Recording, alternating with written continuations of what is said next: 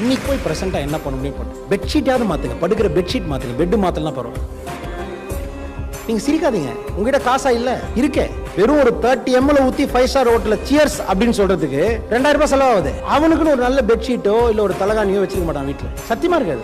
எழுதி தரமா இன்னைக்கு வீட்டுக்கு போனா அந்த பிரஷ்ஷை பாத்தீங்கன்னா பிரஷ் உங்களை காரி துப்புடுற மாதிரி பிரஷ் எத்தனை பேர் வச்சிருப்பீங்க தெரியுமா?